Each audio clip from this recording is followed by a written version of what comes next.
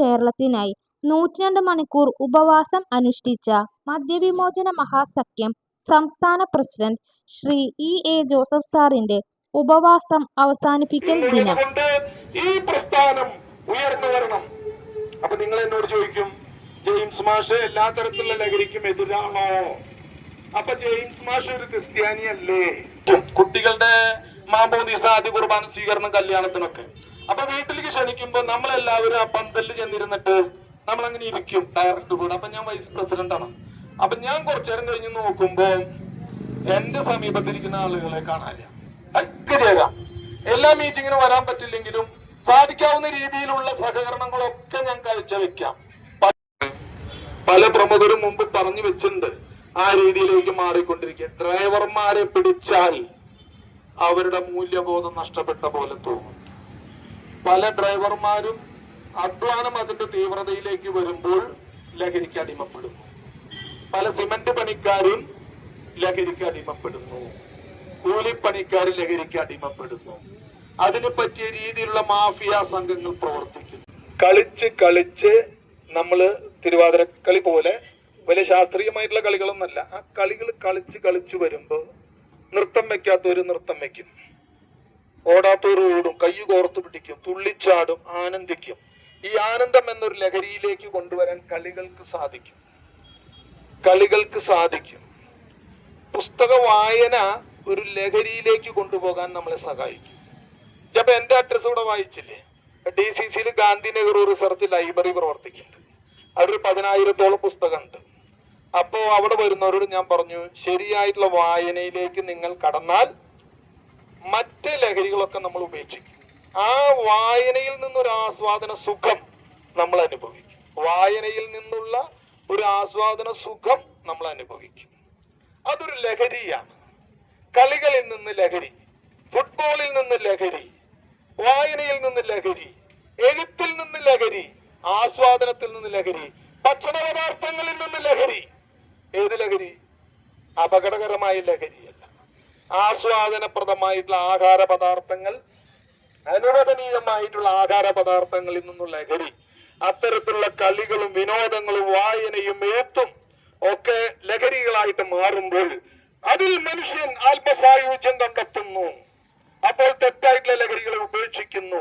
ആ തരത്തിലേക്ക് മനഃശാസ്ത്രപരമായ ഒരു സമീപനത്തിലേക്ക് ഈ പ്രസ്ഥാനം ഉയർന്നു വരാൻ, അങ്ങനെ കേരളത്തിന് മുഴുവൻ മാതൃകയാകാൻ ഇടവരട്ടെ എന്ന് മാത്രം ആശംസിച്ചുകൊണ്ട് എന്നെ ശ്രമിച്ച നിങ്ങൾക്ക് എല്ലാവർക്കും വിജയാശംസകൾ നേർന്നുകൊണ്ട് ജോസഫ് ഏട്ടനെ ഇനിയും ഇതുപോലെ മറ്റുള്ളവരുടെ കണ്ണു തുറപ്പിക്കാൻ പര്യാപ്തമായ രീതിയിൽ ത്യാഗപൂർണമായ ഒരു സമരത്തിന്, ഉപവാസ നിരാഹാര സമരത്തിന് നേതൃത്വം നൽകാൻ ഇനിയും ദൈവത്തിന്റെ കൃപ ധാരാളമായിട്ടുണ്ടാകട്ടെ എന്ന് മാത്രം ആശംസിച്ചുകൊണ്ട് നിർത്തട്ടെ. നന്ദിയുണ്ട് സാർ, സാറിന്റെ ഒരു ഉജ്ജ്വല പ്രസംഗം, അതോടൊപ്പം തന്നെ പിന്തുണയും കാഴ്ചവെച്ചതിന്. ഇതുവരേക്കുള്ളൊരു ചരിത്രം, അതായത് 2024 മെയ് 23-ാം തീയതിയാണ് നമ്മളുടെ സംഘടന രൂപീകൃതമായത്. 44 വർഷത്തെ മദ്യനിരോധന ആശയങ്ങളുമായി സാർ, നമ്മുടെ ജോസഫ് സാർ, അതിൽ നിന്നൊക്കെ ഉരുത്തിരിഞ്ഞു വന്ന ഏറ്റവും കാതലായ കുറച്ച് ആശയങ്ങൾ കൊണ്ട് ഒരുപാട് മദ്യനിരോധനം നടപ്പിൽ വരണം, നാട് നന്നാവണം എന്ന് നാട് രക്ഷപ്പെടണം എന്നുള്ള ആശയമായി നടക്കുന്ന ഞങ്ങളെ പോലെയുള്ള കുറച്ച് പേര് കൂടെ നിർത്തിക്കൊണ്ട് തുടങ്ങിയ ഒരു ആശയമാണ് 2024 മെയ് 23-ന് തൃശൂർ സാഹിത്യ അക്കാദമി ഹാളിൽ വെച്ചിട്ടാണ് മദ്യവിമോചന മഹാസഖ്യം എന്ന ഒരു പ്രസ്ഥാനം ഉണ്ടായത്.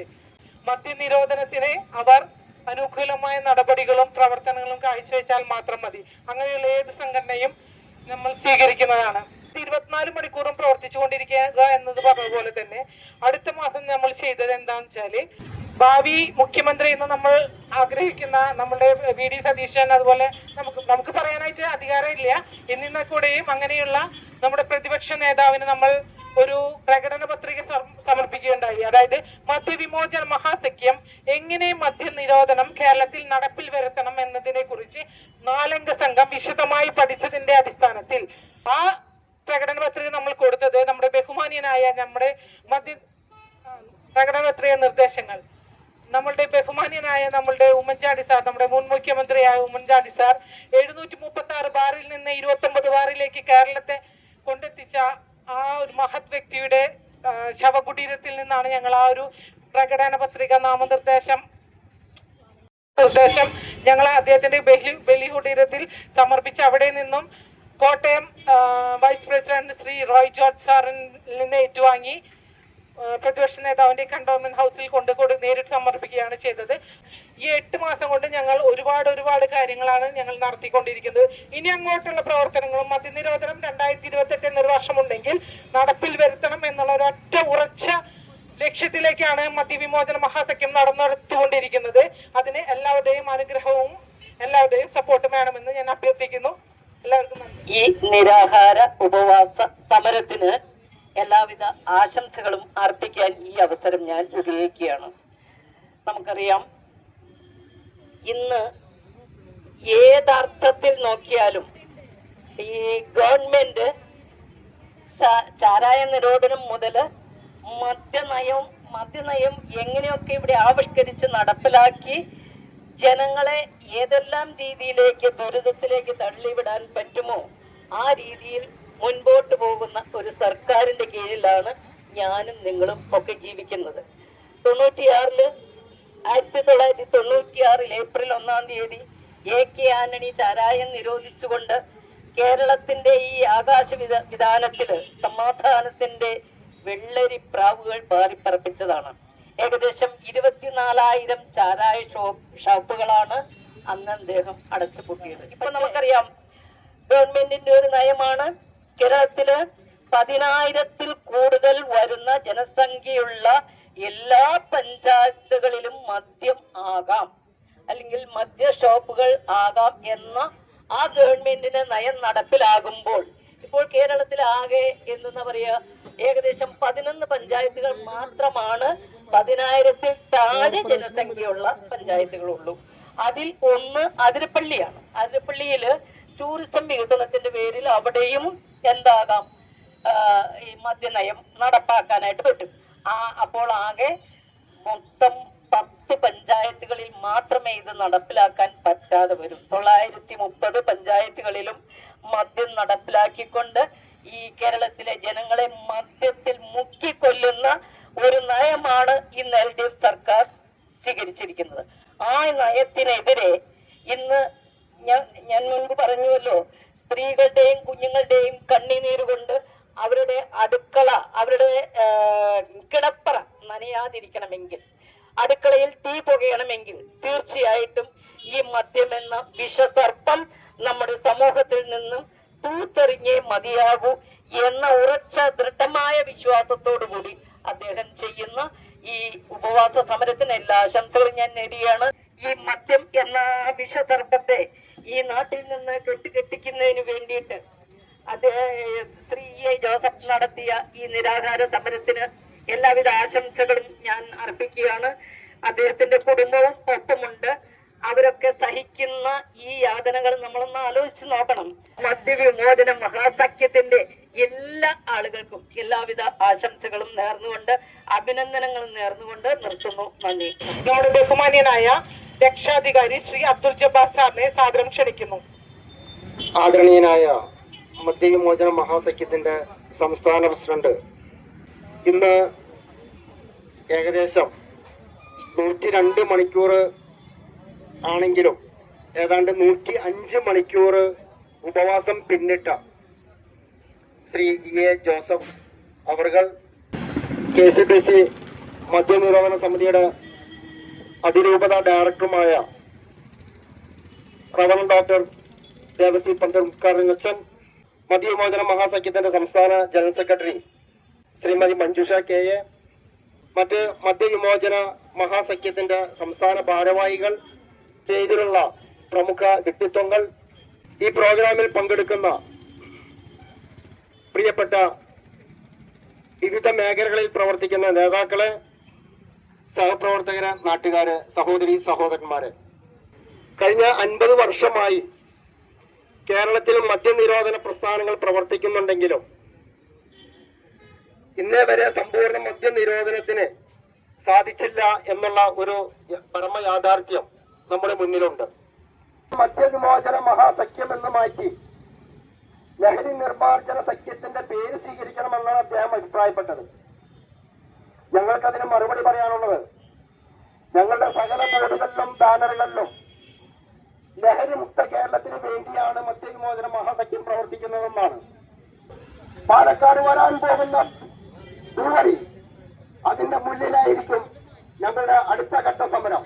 അത് ഈ വേദിയിൽ നമ്മൾ പ്രഖ്യാപിക്കുകയാണ്. ബഹുമാന്യനായ അഡ്വക്കേറ്റ് തേറമ്പിൽ രാമകൃഷ്ണൻ അവർകളെ സ്നേഹപൂർവ്വം ആദരപൂർവ്വം ക്ഷണിച്ചുകൊണ്ട് ഞാൻ എന്റെ വാക്കുകൾ ഉപസംഹരിക്കുന്നു. നന്ദി, നമസ്കാരം, ജയ് ഹിന്ദ്. അടുത്തതായി നമ്മുടെ സംസ്ഥാന അധ്യക്ഷന് നാരങ്ങനീര് നൽകി നമ്മുടെ ബഹുമാന്യനായ സ്പീക്കർ തേറമ്പിൽ രാമകൃഷ്ണൻ സാർ. 102 മണിക്കൂറായി ഇവിടെ ഈ ഉപവാസ സമരം അനുഷ്ഠിക്കുന്ന എന്റെ സുഹൃത്ത് ജോസഫിന് ആദ്യമായി എന്റെ അഭിവാദ്യങ്ങൾ അർപ്പിക്കുകയാണ്. 2008 അദ്ദേഹം ഒറ്റയാനായി തുടങ്ങി ഓരോ കൊല്ലവും 6 മണിക്കൂർ കൂടി ഇപ്പോ 102 മണിക്കൂർ ഈ ചൂടത്ത് ഇവിടെ നിന്നും നമ്മളൊക്കെ കാഴ്ചക്കാരായി ഏതാണ്ട് അവസാനിക്കാനുള്ള ചെന്നുകളാണ്. ഇതിന്റെ വിശദാംശങ്ങളിലേക്കൊന്നും പോകുന്നില്ല. ഇവിടുത്തെ കാര്യം എനിക്ക് പറയാനുള്ളൂ. മഹാത്മജി നമ്മെ പഠിപ്പിച്ചത് അടിമത്തം അവസാനിപ്പിക്കണമെന്ന് മാത്രമല്ല, അസ്ത്രസർക്കെതിരെ, അക്രമത്തിനെതിരെ, ലഹരിക്കെതിരെ, അവിശ്വാസത്തിനെതിരെ, അജ്ഞതയ്ക്കെതിരെ എല്ലാ നന്മകൾക്കും വേണ്ടിയുള്ള ഒരു സമരമായിരുന്നു, അന്വേഷണമായിരുന്നു മഹാത്മജിയുടേത്. കടാരി കുത്തിയുയർത്തി കാരണം ചോദിച്ചപ്പോൾ എനിക്ക് ജന്മം തന്ന മാതാവിനോടുള്ള ശിക്ഷയാണ് എന്ന് പറയത്തക്ക വിധം നമ്മുടെ നാട് അധപ്പതിപ്പിച്ചുവെങ്കിൽ ദൈവത്തിന്റെ നാട് ഇന്ന് ചെകുത്താന്റെ നാടായിട്ട് മാറിയിരിക്കുന്നു എന്നാണ് ഞാൻ. അതിന്റെ പ്രധാനപ്പെട്ട ഒരു കാര്യം ലഹരിയാണ്. നന്മ നടന്നുകൊണ്ട് ഈ നാരങ്ങളിൽ കൊടുത്തുകൊണ്ട് ഞാൻ ഈ പരിപാടി അവസാനിപ്പിക്കുന്നു. അത് നമ്മുടെ 102 മണിക്കൂർ നിരാഹാരം സംസ്ഥാന അധ്യക്ഷനെ നിരാഹാരം അവസാനിക്കുകയാണ്. അവസാനം സമാപനം നാരങ്ങാനീര് നൽകിക്കൊണ്ട് നമ്മുടെ ബഹുമാനീയനായ മുൻ സ്പീക്കർ തേറമ്പിൽ രാമകൃഷ്ണൻ സാർ ജോസഫ് സാറിന് നൽകിക്കൊണ്ടാണ് അവസാനിപ്പിക്കുന്നത്. ആ ഒരു കർമ്മത്തിലേക്ക് തേറമ്പിൽ സാറിനെ ക്ഷണിക്കുന്നു. അഭിവാദ്യങ്ങൾ നമ്മുടെ നേതാവിന് അഭിവാദ്യങ്ങൾ, ജോസഫ് ഏട്ടന് അഭിവാദ്യങ്ങൾ.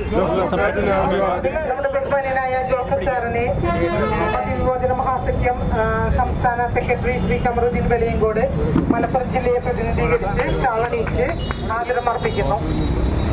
ഈ 102 മണിക്കൂർ യാതൊരു ആരോഗ്യ പ്രശ്നങ്ങളുമില്ലാതെ വളരെ വിജയകരമായ രീതിയിൽ ഈ നിരാഹാര സമരം സമാപിക്കാൻ ഇടവന്നതിന് ഈ ജോസഫിനെയും പ്രത്യേകം അനുമോദിക്കുകയും ഈ ഇവിടെ എത്തിച്ചേർന്നിട്ടുള്ള സമാപന പരിപാടിയിൽ പങ്കെടുക്കാൻ എത്തിച്ചേർന്നിട്ടുള്ള എല്ലാവരെയും അഭിനന്ദിച്ചുകൊണ്ട് എൻ്റെ വാക്കുകൾ അവസാനിപ്പിക്കുന്നു. ഈ ജോസഫിനെ പ്രത്യേകം അനുമോദിച്ചുകൊണ്ട് എൻ്റെ വാക്കുകൾ ഉപസംഹരിക്കുന്നു. ഇങ്ങനെ ക്രമേണ ഓരോ വർഷം 6 മണിക്കൂർ കൂട്ടി വരുമ്പോൾ വർഷങ്ങൾ കഴിയുമ്പോഴേക്കും അതൊരു പ്രശസ്തിയാവും. അപ്പോൾ നമ്മുടെ സമൂഹത്തിന് ചലനമുണ്ടാകും എന്ന് അന്ന് എനിക്ക് തോന്നി.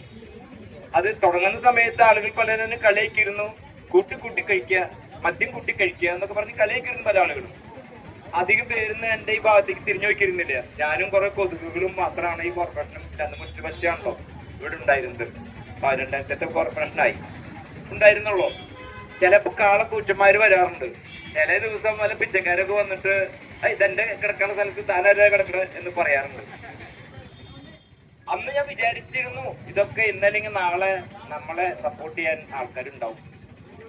ക്രമേണ ഞാൻ വിചാരിച്ചതുപോലെ തന്നെ ഓരോ വർഷവും ധാരാളം ആളുകൾ പല ഭാഗങ്ങളിൽ നിന്ന്, കേരളത്തിന്റെ പല ഭാഗങ്ങളിൽ നിന്ന്, കാസർഗോഡുള്ള ഞങ്ങളുടെ സംസ്ഥാന വൈസ് പ്രസിഡന്റിന് വരാൻ പറ്റുന്നില്ല. അദ്ദേഹത്തിന് കാലിന് വലിയ അസുഖമുണ്ട്, മറ്റു അസുഖങ്ങളുണ്ട്, യാത്ര ആൾക്ക് പറ്റില്ല.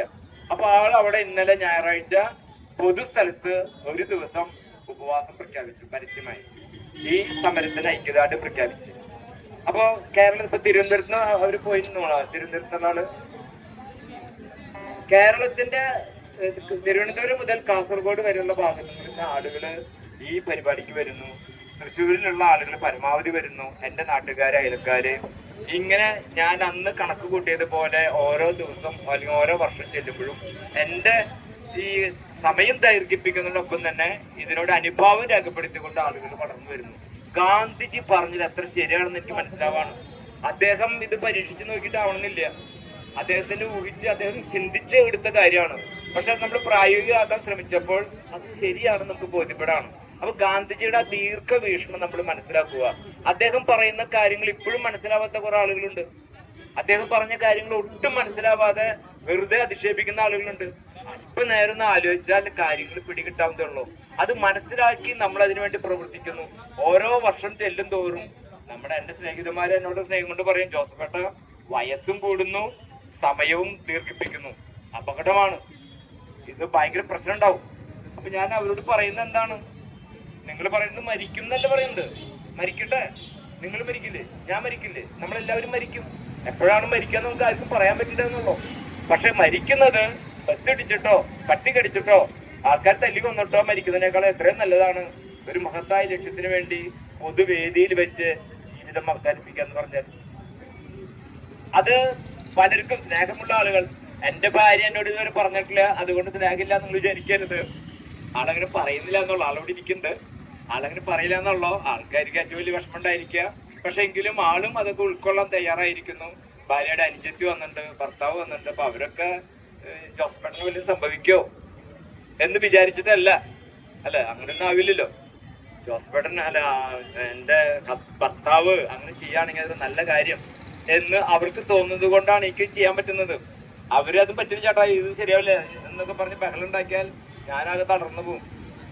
ഞാൻ കൂടെ വെച്ചാൽ വേഗം അടിച്ചു പോയനെ. അപ്പൊ അവരുടെയൊക്കെ പിന്തുണ ഉണ്ടാവുമ്പോ എനിക്ക് കൂടുതൽ ഊർജ്ജമാണ് ഉണ്ടാവുന്നത്. ഞാനിതൊക്കെ ഉപവസിക്കാവുന്നതേ ഉള്ളൂ. അതിന് നല്ല മനഃശക്തി വേണം എന്ന് പറഞ്ഞാൽ, അതായത് വലിയൊരു കാര്യത്തിന് വേണ്ടി ഞാൻ എന്തെങ്കിലും ഇറങ്ങിപ്പുറപ്പെട്ടു, ഇനി ഇടയ്ക്ക് വെച്ച് തിരിഞ്ഞു പോകുന്ന പ്രശ്നമില്ല.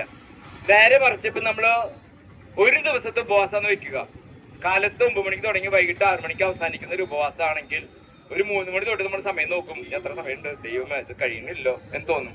നമ്മളിത് 102 മണിക്കൂറാണ്, ഇത് 102 മണിക്കൂറിൽ തന്നെ കഴിയുള്ളൂ എന്ന് വെക്കുമ്പോൾ നമുക്കത് അങ്ങനെ ഭക്ഷണത്തിനെ കുറിച്ച് ചിന്തിക്കേണ്ട കാര്യമില്ല. അങ്ങനെ ഒരു വേദന, പ്രയാസം, ക്ഷീണം യാതൊന്നില്ല. ഞാൻ ചുക്ക് വെള്ളം കുടിച്ചിരുന്നു. ചുക്ക്, കുരുമുളക്, തുളസിര ഇല ഇട്ട വെള്ളം, അതാണ് ഞാൻ ആകെ കൂടി കഴിച്ചിരുന്ന സാധനം. അത് ഞാൻ എല്ലാവരോടും കൂടി പറയാണ്. ചുക്ക് വെള്ളം ഇങ്ങനെ ഇടയ്ക്കിടയ്ക്ക് കുടിച്ചിരുന്നു. മഞ്ജുഷ നമ്മുടെ വീട്ടിൽ ആദ്യം ഉണ്ടായിക്കൊണ്ടെന്ന് അല്ല, മഞ്ജുഷ ഉണ്ടായിക്കോണം. അതെ, ഞാൻ എന്റെ വീട്ടിൽ നിന്ന് വരുമ്പോ തന്നെ ഒരു പാത്രത്തില് കുറച്ച് ചുക്ക് വെള്ളം കൊണ്ടുവന്നു. പിന്നെ മഞ്ജുഷ എല്ലാ ദിവസവും കൊണ്ടുവരും, അത് കുടിച്ചാൽ മതി. അങ്ങനെയാണ്, വേറെ യാതൊരുവിധ സാധനങ്ങളില്ല. നമുക്ക് പറ്റും. ഒന്ന് ഈ പറഞ്ഞ പോലെ വലിയൊരു കോസിന് വേണ്ടി നിൽക്കുന്നത് എന്റെ ജീവിതം നല്ല പ്രശ്നം. നാടിന്റെ എത്രയോ ലക്ഷക്കണക്കിന് ആളുകളാണ് പ്രതിദിനം നമ്മള് മരിക്കുന്ന കാര്യങ്ങള്. ഈ മദ്യം കുടിച്ച് മരിക്കുന്നൊക്കെ പറയുമ്പോ, പ്രത്യേകിച്ച് വ്യാജമദ്യം, അതായത് സർക്കാരിൻ്റെതല്ലാത്തൊരു മദ്യം കുടിച്ച് ആരെങ്കിലും മരിച്ചാൽ എല്ലാ പത്രത്തിലും ഭയങ്കര വാർത്തയായിരിക്കും. നിങ്ങൾ നിങ്ങളുടെ വീടിന്റെ പരിസരത്തിൽ ഏതെങ്കിലും ആശുപത്രിയിൽ കാലത്തോട്ട് വൈകുന്നേരം വരെ മരിക്കുന്നവരുടെ കണക്കെടുക്കാം. അപ്പം മരിച്ചത് മൂക്കിന്ന് ജ്വരം വന്നിട്ടോ വയറിന് ലിവർ കേടായിട്ടൊക്കെ ആവാം. അതിന് കാരണം മദ്യം കുടിച്ചിട്ടാണെങ്കിൽ മദ്യപാനം മൂലം ഒരു ദിവസം ഒരു ആശുപത്രിയിൽ ഒരു 3-4 പേരെങ്കിലും മരിക്കുന്നുണ്ട്. അങ്ങനെ ഒരു ജില്ലയിൽ മരിച്ച ആളുകൾ, കേരളത്തിൽ മരിച്ച ആളുകൾ, ഒരു ദിവസത്തെ കാര്യം കണക്കെടുക്കുക, ഇൻറ്റു 365 ദിവസം എടുക്കുക. എത്രയോ ലക്ഷക്കണക്കിന് ആളുകളാണ് ഈ മദ്യം മാത്രം ഉപയോഗിച്ച് മരിച്ചുകൊണ്ടിരിക്കുന്നത്. മറ്റു ലഹരി വസ്തുക്കളുടെ കാര്യം ഞാൻ പറഞ്ഞിട്ടില്ല. അപ്പോൾ നമ്മുടെ ഇവിടെ ലക്ഷക്കണക്കിന് ആളുകൾ ഈ ലഹരി വസ്തുക്കൾ കൊണ്ട് മരിക്കുമ്പോൾ അതിനെതിരെ നമുക്ക് ഇറങ്ങാൻ പറ്റുന്നില്ലെങ്കിൽ പിന്നെ നമ്മൾ വലിയ സാംസ്കാരിക കേരളം, ആന തല കുതിര എന്ന് പറയുന്നതിന്റെ അർത്ഥമുണ്ട്. അപ്പൊ നമുക്ക് പറ്റാവുന്ന വിധത്തിൽ ഇത് ജനമനസ്സുകളിൽ ഒരു ചലനം ഉണ്ടാക്കാൻ വേണ്ടിയിട്ടാണ് ഈ ഉപവാസം. ഇപ്പോഴും ഓർമ്മപ്പെടുത്തലാണിത്, അല്ലാതെ ഇത് വളർത്തിയ സർക്കാർ മദ്യം നിരോധിക്കില്ല. ഇത് എന്നെ ഓർമ്മപ്പെടുത്താണ്, എന്നെ കാണുന്നവരെ ഓർമ്മപ്പെടുത്താണ്. എപ്പോഴും ഈ ഒരു ആശയം ഇങ്ങനെ പ്രചരിപ്പിച്ചുകൊണ്ടിരിക്കുകയാണ്. അപ്പൊ അത് നമ്മളെല്ലാവരും ഏറ്റെടുക്കണം. ഇത് ഞങ്ങളുടെ മാത്രം, ചില ആളുകള് ചില കോൺഗ്രസ്സുകാർ പറയാറുണ്ട്, നിങ്ങൾ കൂടി കോൺഗ്രസ് തോൽപ്പിക്കുന്നു. ഞാൻ അവരോട് പറയുന്ന വർത്താനം ഇത്രയുള്ളൂ. മദ്യനിരോധനക്കാരുടെയും മദ്യവിമോചനക്കാരുടെയും പണിയല്ല, കോൺഗ്രസിന്റെ ഒന്നാമത്തെ ഉത്തരവാദിത്തമാണ്. കാരണം ഗാന്ധിജി പറഞ്ഞത്, എന്നെ 1 മണിക്കൂർ നേരത്തേക്ക് ഇന്ത്യയുടെ സർവാധിപതി അയച്ചാൽ ഞാൻ ആദ്യം ചെയ്യുക ഇന്ത്യയിലെ മുഴുവൻ മദ്യശാലകളും പ്രതിഫലം കൊടുക്കാതെ അടച്ചുപൂട്ടും. പന്തില്, സ്റ്റേജ്, പ്രസംഗകര് അവര് വന്നില്ലേ, എപ്പോഴും വരിക, ഇതൊക്കെ ഞാൻ ടെൻഷൻ അടിച്ചിരുന്നു. ഇപ്പൊ കമ്മിറ്റി സംഘടനയ്ക്ക് ആയപ്പോ എല്ലാ കാര്യം അവരെ ചെയ്യണം. എനിക്കൊരു ടെൻഷനിൽ വെറുതെ കിടന്നില്ല ഞാൻ. അതുകൊണ്ട് എനിക്കൊരു ക്ഷീണം ഉണ്ടായിട്ടില്ല. അപ്പൊ അതിന്റെയൊക്കെ കാരണം ഈ പ്രവർത്തകരാണ്. ഒരു സംഘടന ആ ആശയത്തിന് ആളുകൾ എത്തിച്ചേരുകയും ആശയത്തിന് വേണ്ടി ആത്മാർത്ഥമായി നിലനിൽക്കുകയും ചെയ്യുന്നു എന്ന് കാണുന്നത്. അതായത് എന്നോടുള്ള സ്നേഹം കൊണ്ടല്ലത്, ആ ആശയത്തിനോട് സ്നേഹം കൊണ്ടാണ് ഇവരൊക്കെ ഇങ്ങനെ പ്രവർത്തിക്കുന്നത്. മുഴുവൻ ആളുകൾക്കും ഞാൻ പ്രത്യേകം നന്ദി രേഖപ്പെടുത്താണ്. നമ്മുടെ ഈ ടീച്ചറെ പോലത്തെ എത്രയോ ആളുകളോടൊന്ന് പ്രസംഗിച്ചത്, എത്രയോ ആളുകൾ അവരുടെ പ്രസംഗം കേൾക്കുമ്പോൾ ഞാൻ എപ്പോഴും പറയാറുണ്ട്, ഇവരുടെ പ്രസംഗം കേൾക്കുന്നതാണ് നമ്മുടെ ജീവൻ. അതായത് ഞാനൊക്കെ വിചാരിക്കുന്നതിനേക്കാൾ അപ്പുറത്ത് ഇവരെന്നെ കുറിച്ച് വിചാരിച്ചിരിക്കണം. ടീച്ചറൊക്കെ പറയുന്ന പല കാര്യങ്ങൾ കേൾക്കുമ്പോൾ ഞാൻ തന്നെയാണോ എന്ന് നമുക്ക് സംശയിക്കാം. അതുപോലെ നമ്മളെ പല ആംഗിളിൽ അവർ കാണുകയാണ്. ആ രാധാകൃഷ്ണന്റെ പ്രസംഗം, രാധാകൃഷ്ണ ഭയങ്കര പ്രസംഗമായിരുന്നു. ഞാനും രാധാകൃഷ്ണന്റെ സെന്റ് തോമസ് കോളേജിൽ പല പ്രവൃത്തിയും ചെയ്തിട്ടുണ്ട്. പക്ഷെ അതിൽ ഞാൻ ചെയ്ത അല്ലെങ്കിൽ എന്റെ ചില നിലപാടുകൾ രാധാകൃഷ്ണന്റെ വേറൊരു ആംഗിളിൽ കണ്ടെന്നുള്ളത് എനിക്ക് ആള് പറഞ്ഞപ്പോഴാണ് മനസ്സിലായത്. നമ്മളെന്ന് ഞാൻ ജനങ്ങൾ ചെയ്തോ എന്ന് മാത്രമേ ഞാൻ പറഞ്ഞുള്ളൂ. പക്ഷെ അതിന്റെ ഉദ്ദേശം എന്താണ് ജോസഫ് പറയാൻ കാരണം എന്നൊക്കെ പറഞ്ഞാൽ അതിന്റെ വിശദീകരണം, അതിൽ വേറൊരു വെർഷൻ ആള് പറയുമ്പോഴാണ് ഞാൻ ഇത്ര വലിയ സംഭവമാണ്. നാടിന്റെ നന്മയ്ക്ക് വേണ്ടി പ്രവർത്തിച്ചുകൊണ്ടിരിക്കുന്ന ജോസഫ് സാറിന്റെ ഈ സംഘടനയിൽ ചേർന്നുകൊണ്ട് നമുക്ക് ഈ സമരത്തെ വിജയിപ്പിക്കണം. അതിന് ഓരോ പൗരന്മാരും മുന്നോട്ട് വരണം. ഇതിലും നല്ലൊരു വീഡിയോയുമായി ഞങ്ങൾ അടുത്ത ദിവസം വരും. അതുവരെ എല്ലാവർക്കും ബൈ.